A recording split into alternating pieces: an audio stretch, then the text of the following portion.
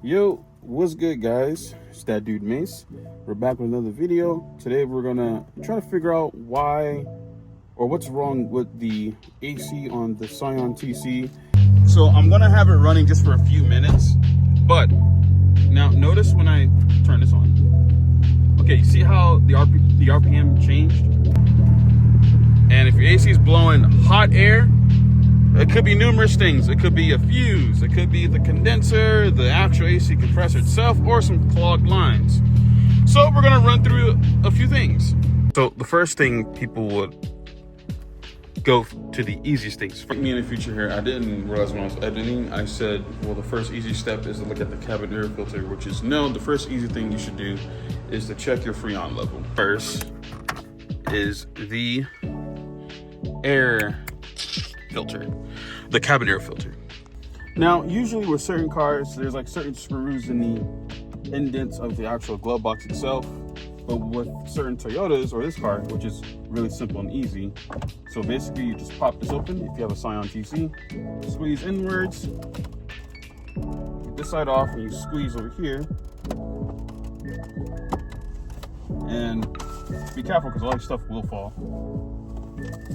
So I'm just gonna grab this crap or just let it do that. So your cabin air filter will be right here once you drop your stuff. And now this car does not have one. So if I just pull it out real quick, ain't nothing there.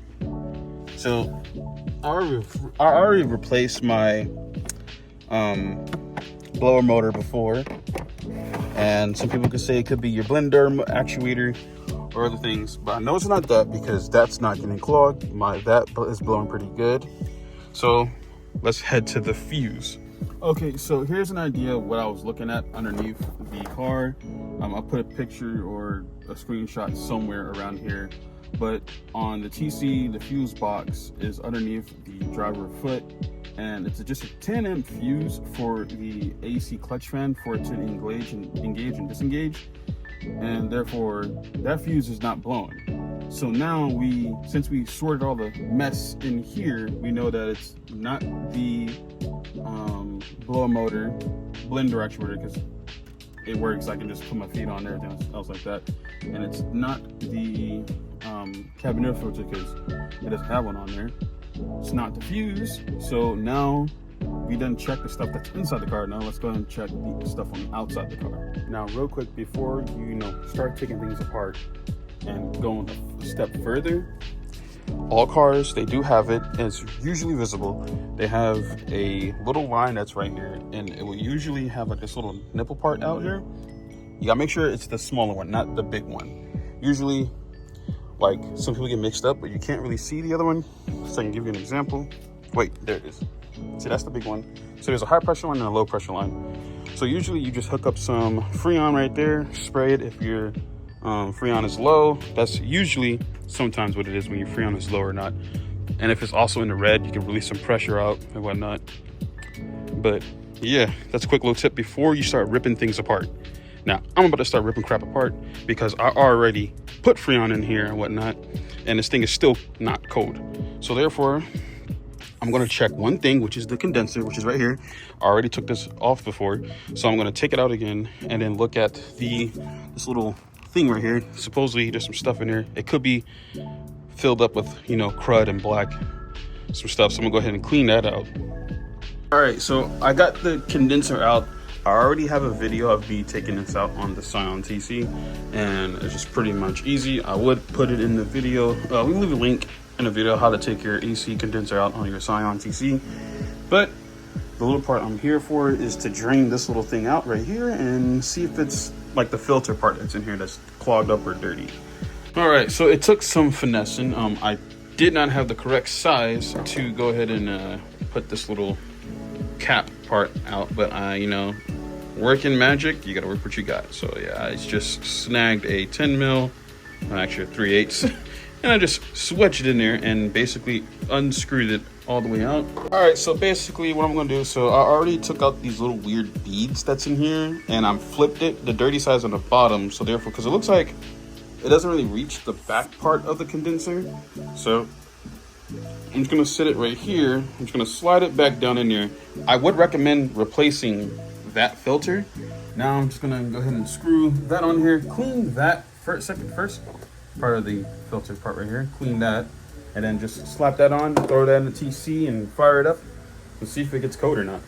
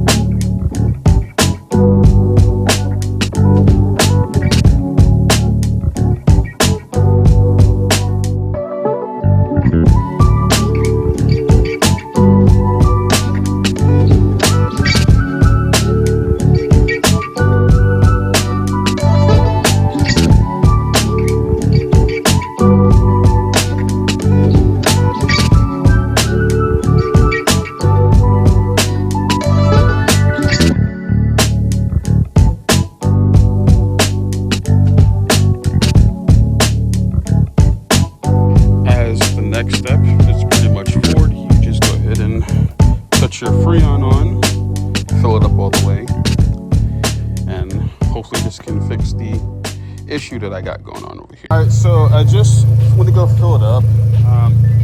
It should be in the green. Now I don't have like a full pressure kit where it connects to the low and the high, but you know, I gotta work what I got.